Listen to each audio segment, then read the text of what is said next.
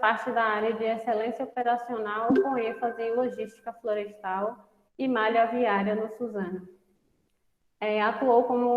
Atuou na Bracel, Bahia, nas áreas de planejamento de baldeio e microplanejamento, abastecimento, colheita, baldeio, silvicultura e transporte. Suporte no cenário de colheita e projeção de estoque e análise de viabilidade de novos projetos. Atuou na Maringá Ferros e Ligas, implantando a área de planejamento florestal. Isabela, mais uma vez, seja bem-vinda e pode dar início à sua fala. Olá, pessoal, tudo bem? É um prazer, inicialmente, estar aqui com vocês. Agradeço o convite de toda a equipe PET. É realmente um prazer, né, ter esse contato, esse vínculo novamente com vocês. Eu fiz parte do PET durante a minha graduação e foi uma experiência, assim, maravilhosa de aprendizado, de troca, realmente, de conexão de saberes, né, e vivências. Então, eu me sinto muito alegre em estar aqui hoje, né, para que a gente promova aí um debate, uma discussão, né, sobre esse assunto, que é um assunto onde todos nós aqui fazemos parte, né, acredito, a grande parte das pessoas que estão aqui logadas, né, fazem parte desse meio, né, esse meio agrícola, o meio das ciências aí agrárias, né, como um todo. Então, é interessante a gente analisar, né, sobre alguns aspectos o mercado de trabalho. Então, eu venho trazer aí essa visão, mas é uma visão aberta em que a gente pode discutir, que a gente pode trazer visões diferentes, né? Que a gente possa realmente fazer essa troca de saberes, tá bom? Eu não sei se eu já posso apresentar agora. Posso?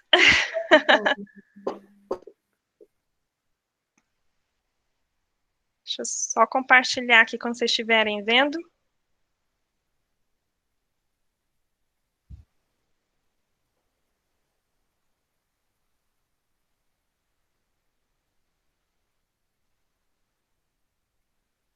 Já estão vendo a minha tela? Não, não apareceu ainda. Agora sim. Agora sim? Aparecendo. Vocês já estão vendo a minha tela aqui? Sim. Do PowerPoint, né? Ok. Então, pessoal, eu não sei se quando eu abro aqui vocês conseguem também me ver em câmera, mas só para me apresentar um pouquinho para vocês, já teve toda essa apresentação. Eu sou Isabela Oliveira, sou formada na Universidade Federal do Recôncavo da Bahia, com muito orgulho, né? Eu formei na Federal do Recôncavo, estado onde eu nasci e me criei. Hoje eu já rodei, né, alguns lugares aí do Brasil e hoje eu me encontro no Maranhão. Eu faço parte da Suzano, uma empresa de base florestal, e eu tenho mestrado também na área de ciências agrárias, com ênfase em fitotecnia e MBA em gestão florestal. Mas hoje eu venho trazer um aspecto bem diferente daquele onde eu atuo, né, que é sobre o mercado de trabalho, que é realmente uma reflexão daquilo em que quando a gente é estudante, quando a gente está dentro do sistema, a gente fica por vezes até sem entender, né, sem saber do que será quando a gente se forma, né? Então é interessante a gente ter uma visão, um panorama daquilo que é o mercado de trabalho do agro, para que a gente também já saiba se posicionar e também que a gente tenha consciência daquilo que é necessário a ser feito, né? Então, vocês estão conseguindo ver normal aqui, né? Então, vamos só contextualizar. Sim, e só te confirmando, Bela, permita, por favor, a gente consegue te ver também. Então, a gente Então. consegue ver a apresentação e ver você também. A gente tem esse prazer, tá bom? Tá certinho. Então, gente, só contextualizando aqui um pouquinho daquilo que é o agro, né? E aqui a gente não vai ficar só naquilo que sempre passa nos comerciais de uma grande emissora, né, de televisão. Aqui é agro é pop, agro é tudo, não. Vamos ver pelo lado do pop, trazer o popular. O agro, o mercado de trabalho agro, ele é popular? Ele é feito para todos? Ele é imparcial? Então, esse é o questionamento que a gente tem que trazer para essa noite. Então, contextualizando aí aquilo que seria o agro. Em 2019, conforme a CPEA, o acúmulo de bens e serviços, né, juntando bens e serviços, o agronegócio, o agro como um todo, representa cerca de 21% do PIB do Brasil. E isso aí, só contextualizando, dá em torno de 1,55 trilhões de reais. Então, é muito investido nessa área, né? É muito recebido dessa área. E isso envolve todos, do pequeno a grandes indústrias, né? Dessa área do agro, que constitui aí o agronegócio.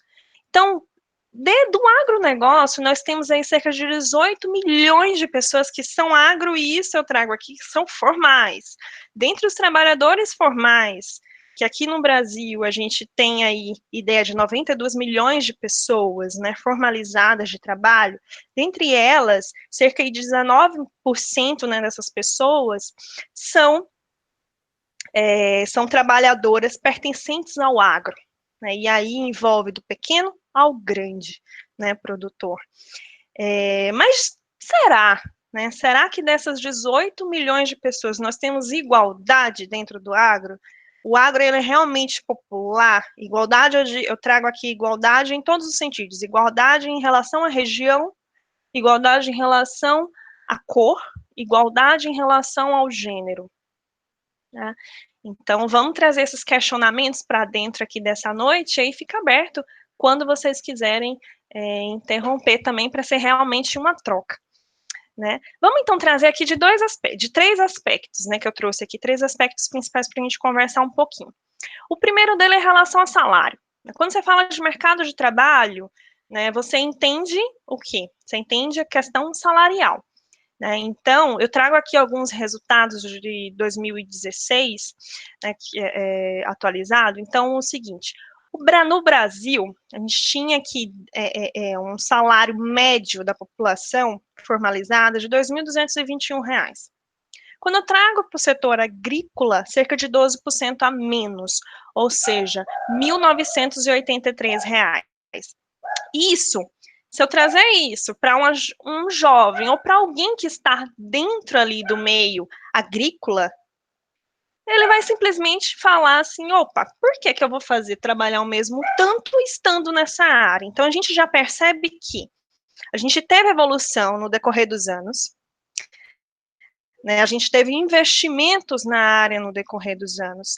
Esses investimentos, eles refletiram em um aumento salarial, porém, ainda nós temos muito a ser feito, né? Nós temos muito a agregar para que aquela pessoa que trabalha no meio agrário, no meio agrícola, ela consiga ficar e se sustentar, e que seja uma área competitiva, né? Que seja um mercado competitivo em relação ao comércio, por exemplo.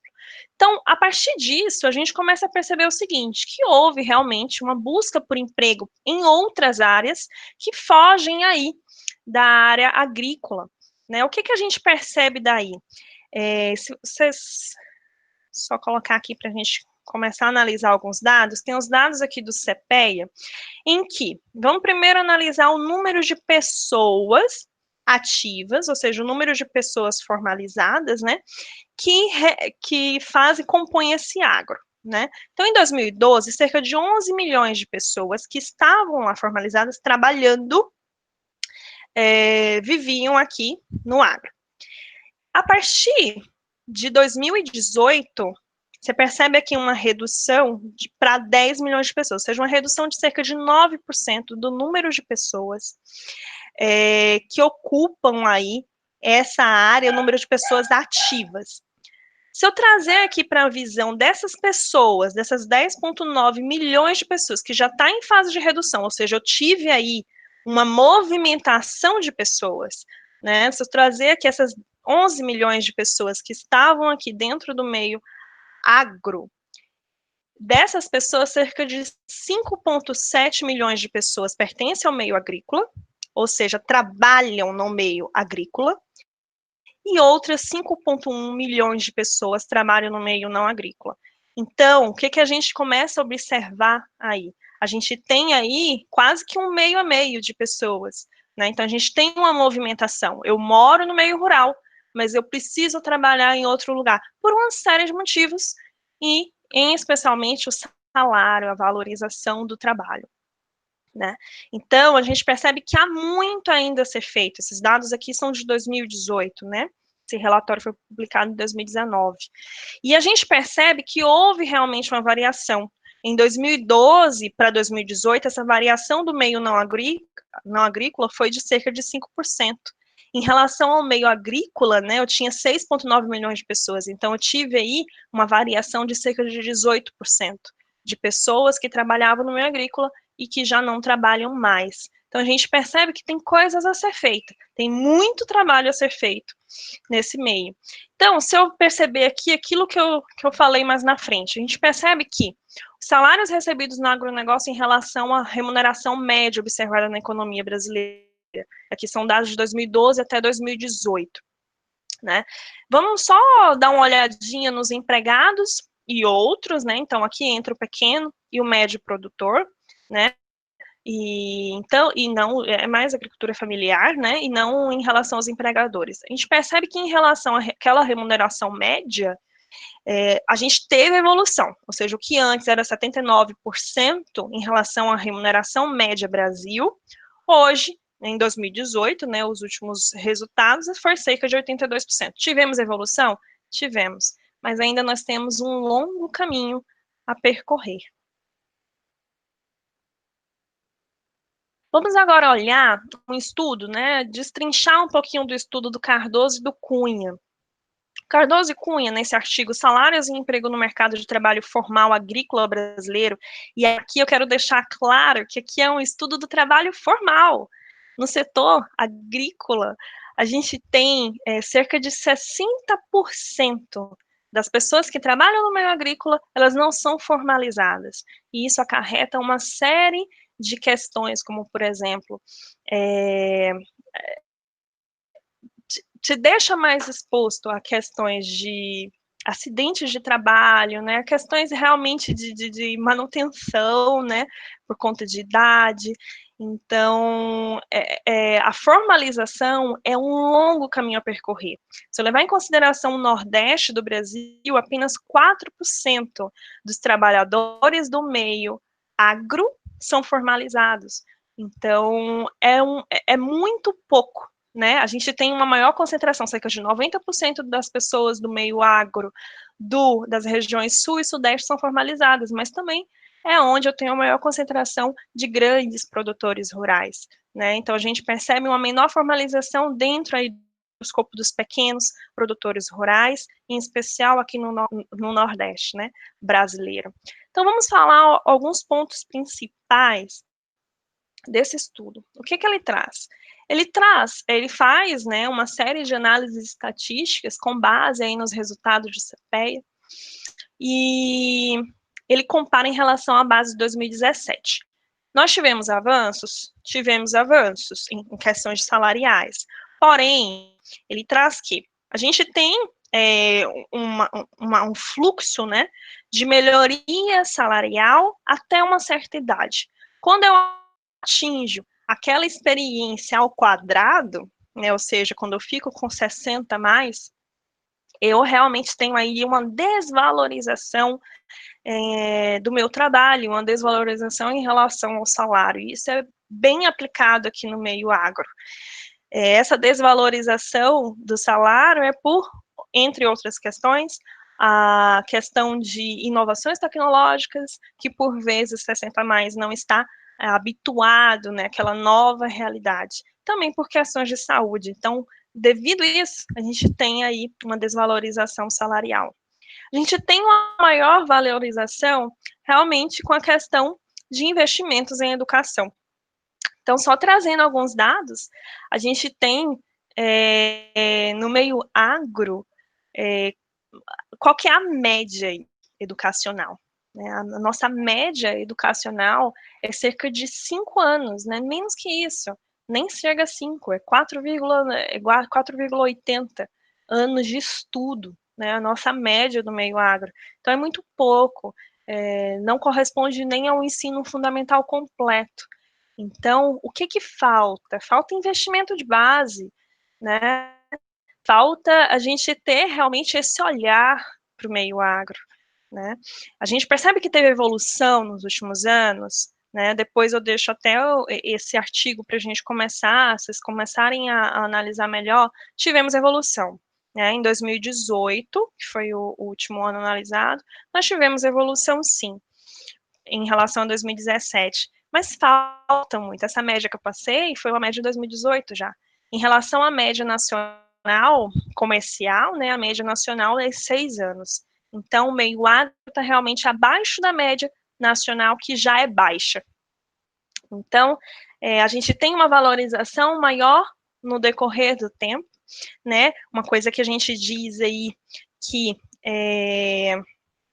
quando eu tenho quem tem ensino superior no meio agro corresponde a 2% só do ensino superior, então é muito baixo. Nós, como acadêmicos, somos realmente privilegiados em estar nessa posição, em poder estar no meio agro, em poder fazer a diferença dentro do meio agro, e a gente percebe essa valorização salarial, em especial por conta do ensino, né? E aí o ensino superior, só que a gente percebe uma desigualdade enorme, que é apenas 2% desse montante, né, de pessoas atuantes no mercado tem esse ensino superior, e por questões diversas, em especial a base, né, a formação de base. Vamos falar aqui um pouquinho de regionalismo. O que a gente percebe? A gente percebe que há diferenças, grandes diferenças, em relações quanto ao salário, né, de acordo com a posição, com a localização em que você atua. Então, a gente percebe uma maior valorização do profissional no meio centro-oeste. E aí, por quê? Né, essa maior valorização no centro-oeste é decorrente também da menor número, né, de mão de obra, com isso, mão de obra mais escassa, eu valorizo mais, e também desse impulso que teve nos últimos anos, né, para aquela região, e aí trazendo alguns dados, o Mato Grosso, né, na média, corresponde a cerca de 39%, o salário 39% superior à região Nordeste. Então, teve uma valorização muito grande dessa região, e principalmente por esse impulso, esse boom, né, agrícola na região. E aí, o que a gente percebeu também, né, com relação à base de 2007, houve também aí uma diferença, uma diminuição em relação ao pagamento decorrente da desigualdade, em especial da desigualdade racial. Nesse estudo ele não trouxe apontamentos referentes à desigualdade de gênero, né, mas ele percebeu essa diminuição, tanto que os salários ficaram bem próximos e não foi significativo estatisticamente. Então, é um estudo bacana para vocês darem uma conferida depois, para reforçar e dar uma visão, né, boa de como que é o mercado brasileiro. Vamos falar agora um pouquinho aqui sobre a segunda visão que eu trago aqui. Como que se posiciona, e eu fiquei muito contente, professor Márcio, porque eu acredito que a grande parte, né, das petianas são mulheres.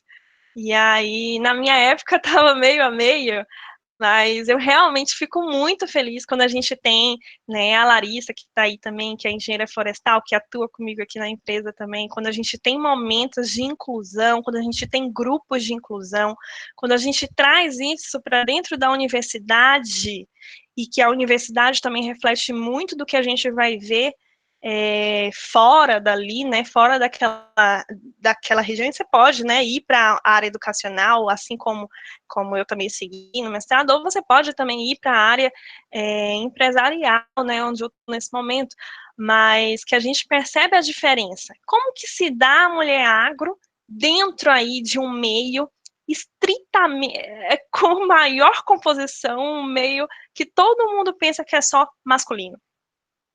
Né? Então, como que existe as mulheres dentro desse meio? Qual que é a representatividade das mulheres dentro desse meio? A gente percebe que teve uma evolução, aqui é um estudo também do CPEA, de 2004 até 2015. Né? A gente percebe que a gente teve uma evolução? Tivemos, de cerca de 4%, né? De 2004, as mulheres aí correspondiam a 24%, né, dessa massa e trabalhadora, né, do meio agro, e hoje de 28%, né? É pequeno nesse curto espaço de tempo, a gente passou 11 anos, né? É pequeno, mas é grande, é uma representatividade grande já, né? O que a gente quer é que isso vá aumentando com o decorrer do tempo, né? A mulher também é agro, a mulher também sabe mexer com a terra, a mulher também sabe produzir, né? Então, ver pessoas, mulheres na agronomia, fazendo engenharia florestal, agroecologia, é muito gratificante, porque a gente pode mudar, né? A gente pode reverter isso aqui. Então, vamos trazer aqui outra visão aqui das mulheres. Onde que essas mulheres estão? A gente percebe que grande parte das mulheres, elas não estão aqui nesse caráter aqui primário, né, dentro do agro.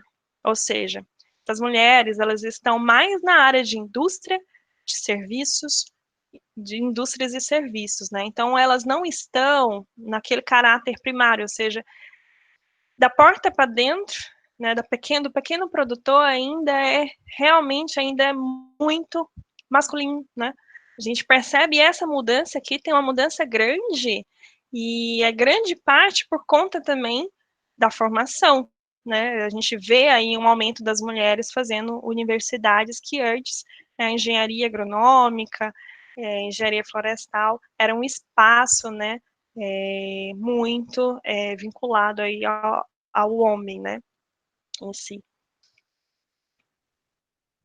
Trazendo aqui um pouquinho da visão das mulheres, e aí aqui a gente vai ver um pouco a diferença em relação àquilo que eu trouxe mais anteriormente, né, em relação a como que as mulheres se posicionam em relação ao caráter, né, de estudantil, né, a sua qualificação ali. A gente percebe que houve aí uma queda dentro dessa composição de mulheres, uma queda das mulheres que ficam ali na margem até o ensino fundamental. Então, a gente percebe que a partir aqui de 2009, essa composição de ensino fundamental já diminui bastante.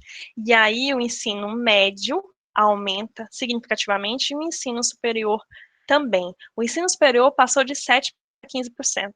Então, a gente percebe que teve uma mudança grande e isso aqui que fez, né, por isso que a gente tem também esse percentual maior na indústria de serviços, mão de obra qualificada, a nossa formação aí, a formação dos petianos, fazendo também a diferença da composição das mulheres dentro do agro.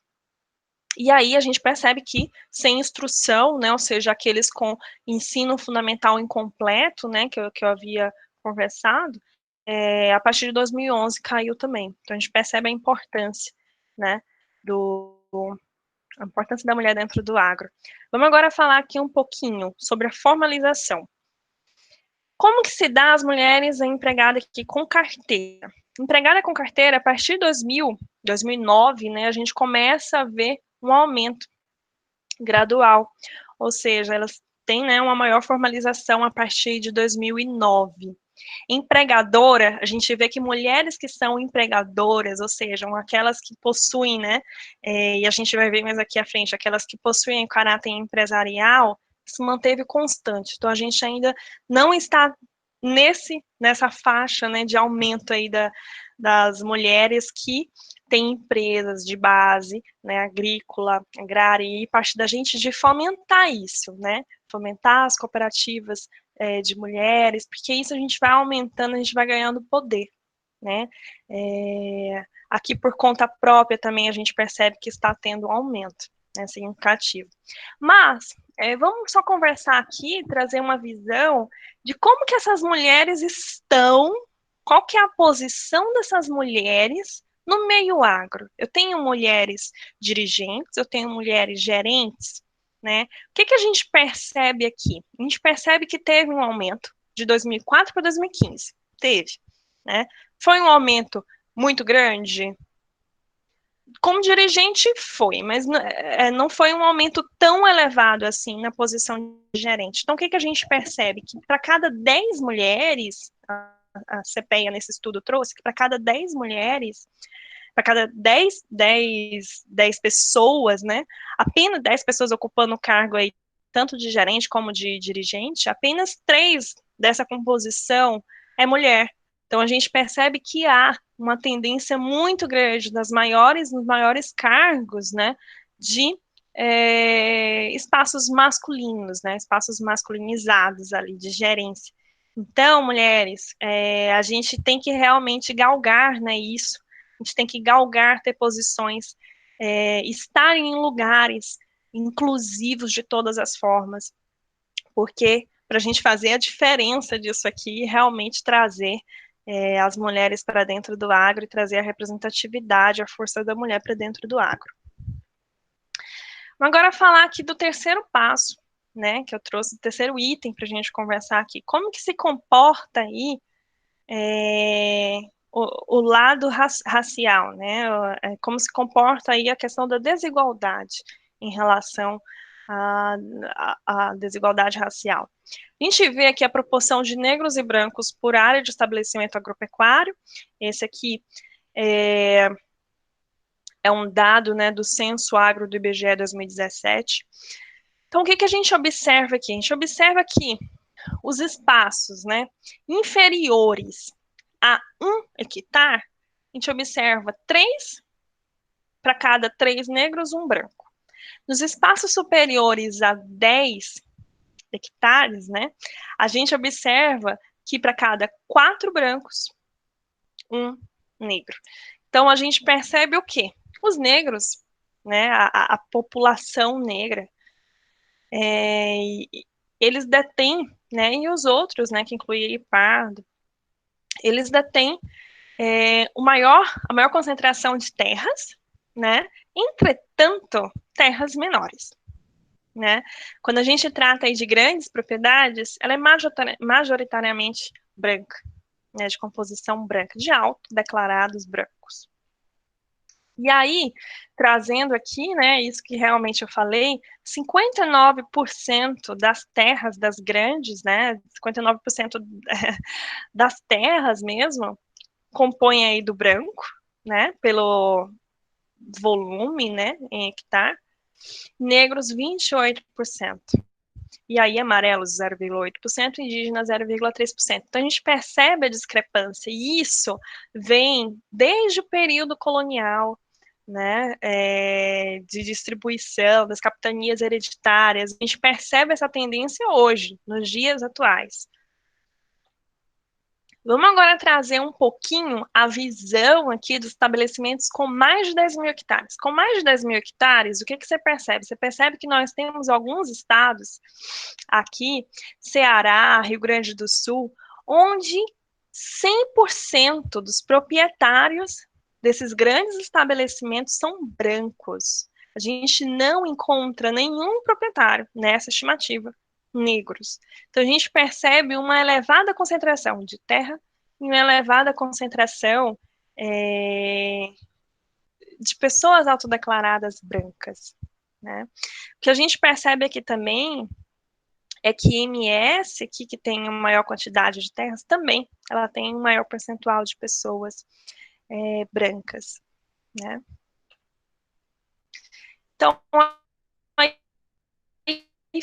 fica, né, o grande questionamento, né, de hoje. Esse mercado de trabalho agro, ele é realmente pop, né, pop no sentido de popular, ele é inclusivo, através de todas essas informações que eu trouxe aqui, né, vinculando aí o mercado de trabalho, vinculando questões salariais, envolvendo regiões, envolvendo aí estruturas mesmo, né, escolaridade, homem, mulher, negro, branco. O mercado de trabalho, ele é pop? Na minha visão, na minha concepção, nós ainda temos um longo caminho a percorrer, né? Nós temos aí um longo caminho pela frente para tornar o mercado de trabalho mais inclusivo dentro do agro, e eu conto com vocês. Então é isso, pessoal. Desde já eu agradeço. Foi uma breve participação, né? Mas eu agradeço realmente o convite e eu fico muito agradecida.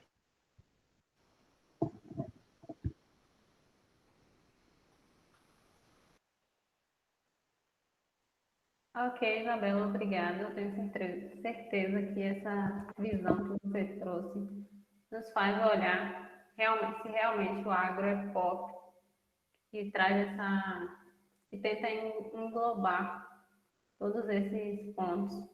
O mercado de trabalho com relação ao homem, à mulher, com relação à cor. E nós temos aqui alguns comentários. O chat está aberto para aqueles que quiserem fazer comentários ou algumas perguntas. E o professor Amassi, durante a sua fala, trouxe aqui que o PET socioambientais hoje é composto por 10 petianas e 2 petianos. Então, em sua maioria, é composto por mulheres. Fico muito feliz. Fico muito feliz porque é criação de espaço, né, gente? Então, a gente tem que... essas conquistas, a gente tem que realmente valorizar. Porque o PET nada mais é do que um processo seletivo, né? Então, foi realmente uma conquista de espaço, né? Não foi algo dado, foi algo conquistado. Então, eu fico realmente feliz em ver isso, em ver em hierarquias, né, dentro de empresas, o espaço da mulher e a valorização da mulher, não apenas por ela ser mulher, mas porque ela é uma pessoa que pode, assim como qualquer outra, conquistar aquele espaço. Exatamente. Então, é muito bom. Larissa Fernanda também comentou durante sua fala que, inclusive, a Suzano tem metas para número de mulheres em cargos de gestão, justamente por essa diferença que você trouxe em dados. Isso. A Suzano, ela traz, né, essa visão plural, né, é uma série de adequações que as grandes empresas também estão promovendo nos últimos anos, para realmente ter espaços mais inclusivos, não apenas para mulheres, mas pessoas com deficiência, para negros, pessoas também LGBT, então, tudo tem que ser igual, né, e aí de forma igual, você também tem que ter uma empresa de forma igual. É difícil, né, porque tem que se desconstruir, depois desconstruir outros formatos, né, que já existem, estão enraizados aí no mercado. Mas é válido que várias empresas, né, hoje, várias grandes empresas estão tendo essa visão também. Temos uma pergunta de Luana Andrade, que ela diz: Isabela, para você, quais as maiores dificuldades encontradas pelas mulheres recém-formadas no mercado de trabalho? E como você lidou com essa desigualdade para ingressar no mercado empresarial?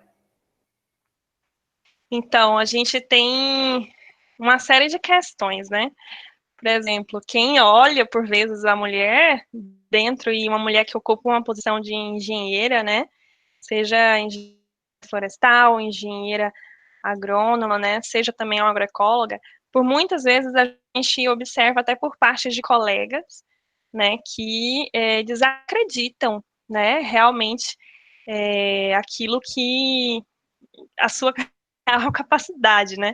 Então, todo dia é um desafio, na verdade, todo dia é um desafio que você tem que vencer, né? Até para romper essas barreiras, muita barreira machista. Então, fechar o olho mesmo e mostrar através do trabalho, né? Mostrar através do seu conhecimento aquilo que você tanto estudou, né? Colocar em prática e não esquecer dos valores, né? Não desmerecer,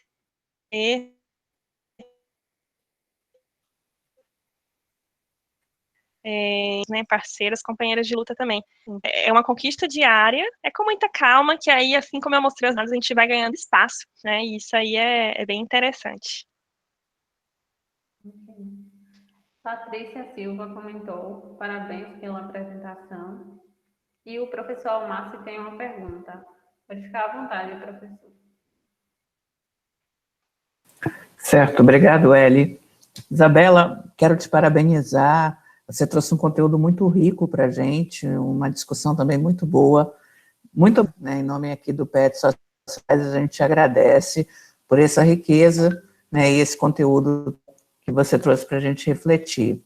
E na sua fala, está tendo uma tônica aí relacionada à questão de gênero, à questão de mulher, e é um pouco dentro dessa linha também que eu queria te perguntar, porque a gente vivencia em muitas comunidades rurais um cenário de que existe um verdadeiro protagonismo das mulheres. Elas, sim, realizam, elas sim lideram, elas sim, ela tem todo esse reconhecimento, né, do papel que tem. Mas, quando a gente vai ver na questão organizacional dessas comunidades, muitas vezes elas têm um papel secundarizado, né? E eu já vivenciei vários casos em comunidades rurais, e esse papel secundarizado, ele acaba sendo algo que essa mulher da comunidade rural, ela internaliza na mente como sendo, não é um espaço que eu devo ocupar, né? É um espaço que tem que ser ocupado por um homem.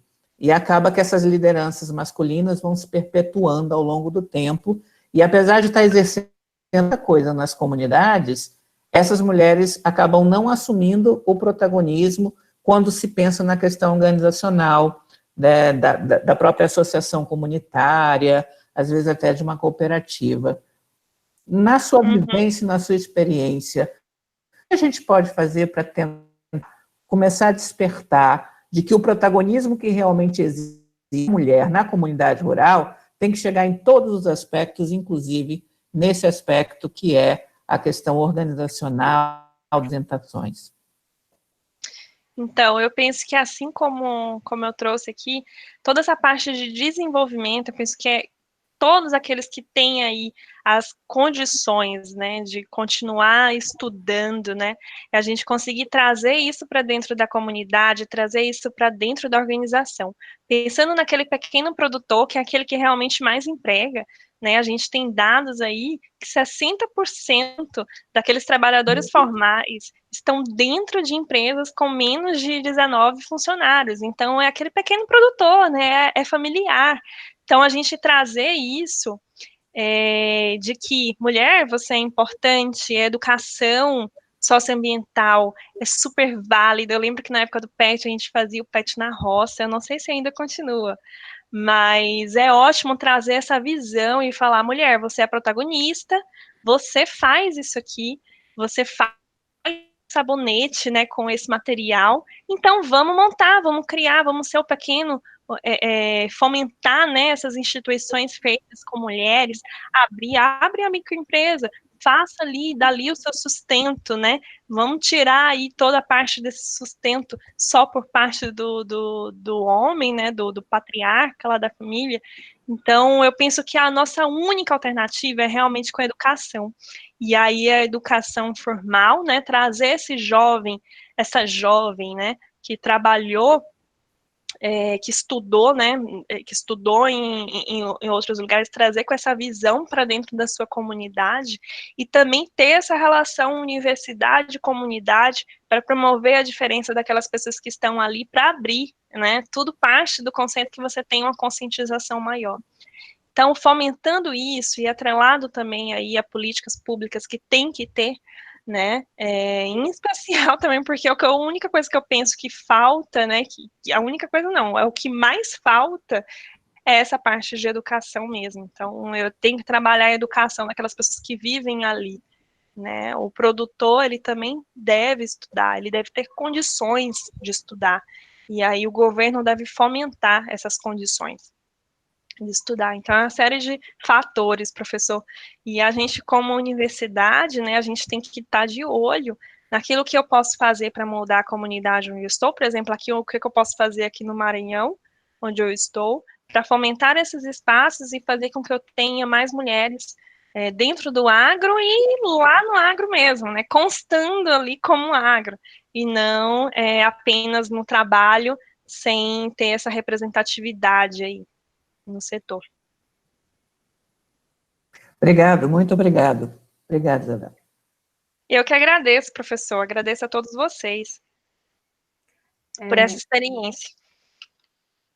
Luan, também petiano do PET Socioambientais, comentou: as 10 mulheres mais competentes que conheço. Obrigada, Luan. Patrícia Silva: é sempre bom discutir as conquistas alcançadas e o que ainda precisamos conquistar. Juliana Oliveira comentou: conteúdo enriquecedor. Thaís de Souza: petiana do Socioambientais e estudante do 10º semestre de Engenharia Florestal da UFRB, comentou: gostaria de saber sua opinião sobre o futuro mercado de trabalho para os engenheiros florestais pós-pandemia e quais diferenças nós, como futuros profissionais, devemos ter para se inserir no mercado de trabalho, principalmente para nós mulheres. Então, como eu havia falado, é o seguinte: a questão de diferenças, né, em processos seletivos, especialmente para áreas operacionais, dentro da engenharia florestal é muito grande. Então, você tem que mostrar realmente que você pode, assim como um homem, fazer aquele trabalho de campo, né? Silvicultura, colheita, estar dentro de um módulo, onde, por exemplo, agora no módulo de malha viária daqui, eu sou a única mulher que acompanha ali o processo. Então, você estar à frente realmente difícil, né? Mas é gratificante. Você conquista o seu espaço a partir do momento que você prova, né, que você consegue ficar no meio do campo realmente. Pensando, e isso aí é no dia, né? No dia a dia, infelizmente, a gente tem que mostrar, e também a gente tem que estar muito vinculado a empresas que prezam por isso, né? Hoje a gente vê a maioria das empresas também está tendo essa visão de que a mulher também pode, né, conquistar esses espaços. Então, falando aí não só da mulher, falando aí também do Nordeste, né? A gente estando aí no Nordeste, por vezes, a questão do regionalismo dentro da área florestal, eu acho que até já diminuiu bastante, né? O engenheiro florestal, ele roda muito, o Brasil todo. Então, a gente consegue realmente pensar fora da caixa, né? Pensar em outros estados que possam nos agregar, trazer esse conhecimento daí da UFRB, né? Levar esse conhecimento para outros locais também. Então, o mercado de trabalho para o engenheiro florestal, mesmo nesse período de pandemia, ele está aquecido, né? Ele não teve. Claro, ele teve um recesso em crescimento, né? Em diminuição de produção, mas ele ainda tem muitas vagas que ainda vão abrir, né? Em especial porque é um mercado que é sempre ativo e está em crescimento constante. Então, eu penso que nós, como mulheres, só temos que nos inscrever e provar que somos capazes mesmo.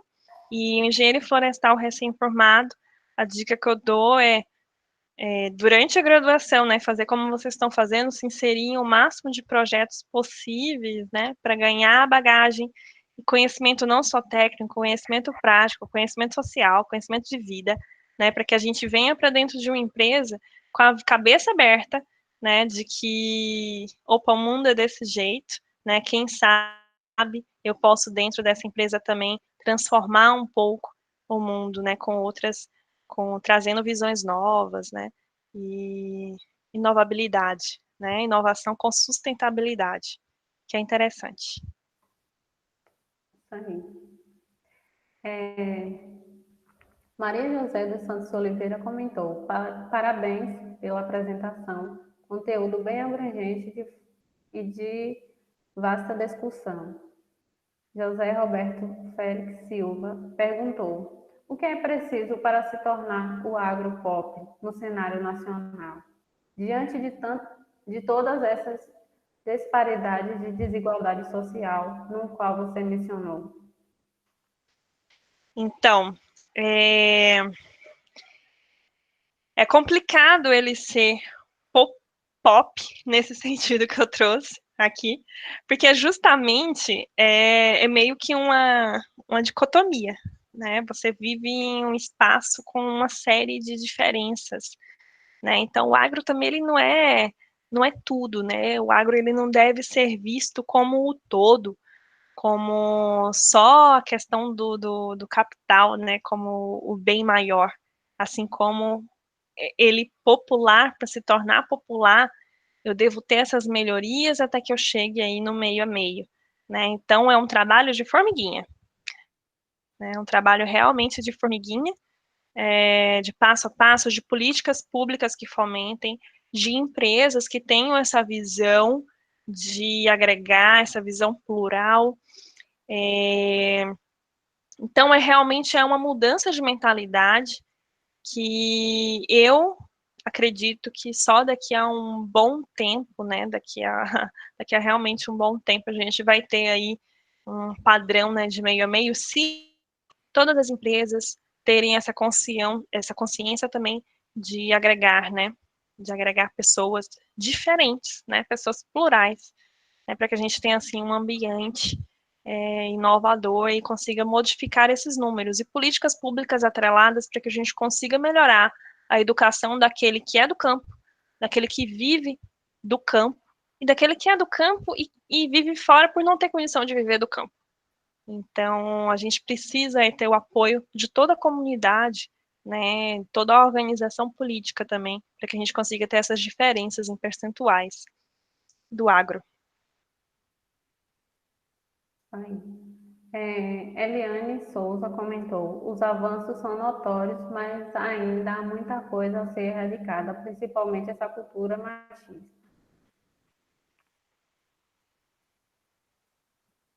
Finalizados os comentários da palestra de hoje, eu gostaria de agradecer você, Isabela, pela participação e agradecer também a todos que participaram do ciclo de palestra do mês de julho.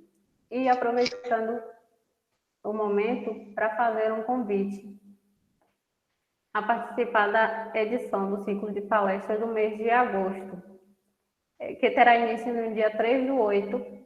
As palestras acontecerão das 19 às 20h30.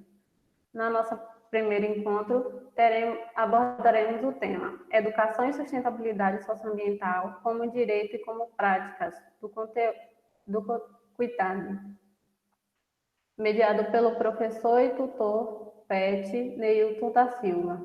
No dia 10/8, abordaremos o tema Mudanças Climáticas, uma tecnologia sustentável em benefício do agricultor rural, pelo petiano egresso, engenheiro agrônomo e mestre em ciências agrárias, Jaqueline Alves. Dia 17/8, abordaremos o tema Educação Ambiental no Ambiente Escolar, reflexões de um petiano egresso, licenciado em Biologia e mestre em Educação, em Ciências e Matemática, William dos Santos, petiano egresso. Dia 24/8, Rede Agroalimentares Alternativas e Circuitos Curtos de Comercialização de Alimentos, tecnólogo em Agroecologia e mestre em Agroecossistema, Adevan Silva Fulgas. No dia 31/8, Sustentabilidade na Produção Animal, pela zootecnista e mestre em Ciências Agrárias, Gilcleide Nascimento. As inscrições estarão abertas e você pode acessar esse link aqui que nós colocamos no chat para fazer a sua inscrição e fazer parte do ciclo de palestra do mês de agosto. Isabela, agradecer mais uma vez a sua participação. Pode ficar à vontade para tecer os seus comentários finais. Então, pessoal, meus comentários finais é realmente de agradecimento pelo espaço, né, fornecido. Quis trazer aqui uma visão daquilo que é o mercado de trabalho hoje dentro do agro, né, e agro aí abrangendo tudo aquilo que corresponde ao agro, né, pequeno, médio, grande produtor. Então, eu quero realmente agradecer pelo espaço, agradecer aí pelo convite, pela consideração de vocês do PET, desejar aí forças, né, porque é uma luta contínua, todos aqueles que vivem, né, no agro e do agro, é uma luta contínua, então é desejar mesmo força para a gente continuar, agradecer ao professor Almácio, agradecer a você também pelo acompanhamento e por toda a atenção. Então é isso, pessoal, um abraço aqui do Maranhão, bem mais quente que a Bahia, né? Acho que a maioria aí está na Bahia, e realmente, muito obrigada. Eu queria também reforçar os agradecimentos, reforçar de que estamos fazendo aniversário, 10 anos em dezembro, do PET Socioambientais. Você deve ser convidada para outros momentos conosco ainda esse ano, nas comemorações do nosso aniversário, Isabela. Então, vai ser muito obrigada, parabéns. Poder participar. E o que o Eli falou, pessoal, é extremamente importante. Esse link que está aí, está com inscrições abertas para vocês, primeiramente. Depois, a gente vai abrir esse link para os interessados no mês de agosto em continuar conosco dentro do ciclo de palestra, mas vocês terão prioridade, né? Então, as vagas para vocês estão garantidas. Para aqueles que tiverem interesse, já corre lá, já faz a sua inscrição, que é aquele formulário simplesinho, mas aí a vaga e a participação conosco em mais um mês de discussões que a gente esteja enriquecendo. Nós vamos também, brevemente, encaminhar para vocês que participaram das nossas edições agora de julho, a gente vai encaminhar um formulário de avaliação para que vocês nos ajudem também no sentido de trazer contribuições em termos da qualificação sempre do evento que a gente está conduzindo, tá? Do ciclo de palestra. Mas então estão abertas aí as inscrições e está feito aí o convite continuar conosco nesse bate-canal, né, com novos temas para a gente discutir. A gente vai estar com a edição de agosto aberta. Lembrando também que a questão da certificação, ela é por edição. Essa edição conclui hoje, a edição que começou em junho e julho conclui hoje. Aí vem o tempo de trâmite, né, da documentação, demora um pouquinho, mas vocês devem receber por e-mail a questão da certificação assim que ficar pronto. Caso alguém tenha alguma necessidade mais de declaração, é só entrar em contato conosco por e-mail também, tá bom? A todos, passo para o Eli para o fechamento e encerramento da nossa edição de julho, né, do ciclo de palestras. Isso aí. Obrigada, professor. E obrigado a todos que estiveram aqui conosco no mês de julho e esperaremos vocês com certeza na nossa edição do mês de agosto. Boa noite a todos. Boa noite.